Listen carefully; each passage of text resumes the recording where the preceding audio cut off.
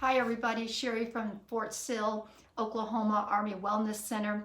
And on Family Fitness Day, I have an activity you can do with kids that will help to strengthen their bones and their muscles.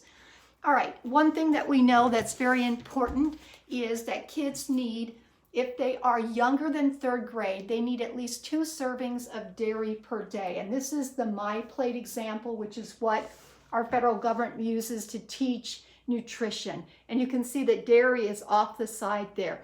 If the child is third grade or above, they need 3 servings of dairy a day. This is becoming more and more important because research is showing that adults who get on in later life and have bone density issues actually started eating poorly in the dairy area when they were younger. So that's one benefit. But that's not it alone. You've got to get out there and you've got to put some pressure on the bones through resistance types of movements, body weight movements that will help to lay down that strong bone for a lifetime. I have a bean bag. Now I've made my bean bag. It's very simple. You can put together 2 4x4 pieces of material and put some rice or beans inside and hand sew it or sew it with a machine. Or if you don't have access to that, this is my homemade one. All I did was take a Ziploc bag and put about 1/2 cup of beans in it. And then I kind of just, because it's really kind of big here, I just went ahead and used a rubber band to kind of put it together. Now the important thing to do is watch your child when they do it with these fake ones, is that they may start throwing it and you bust and you have beans all over the place. Okay, we're gonna do some bone muscle strengthening exercises. All right, so first challenge you can give your child is to put it on their foot and then balance and start pumping the foot, maybe a little bit lower, and then gradually challenge them to go higher without losing their balance. They put a lot of weight on the muscle and the bones on that left side of the body. Then of course you would do it with the other foot. Then the next challenge for them is to find their thigh bone and place their bag on top of there and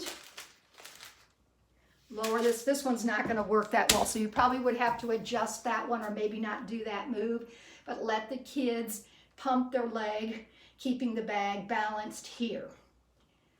And you can even let them kind of jump around and see what happens, because we know jumping is very good for sports activity. It's good for the cardiovascular system and good for the bones.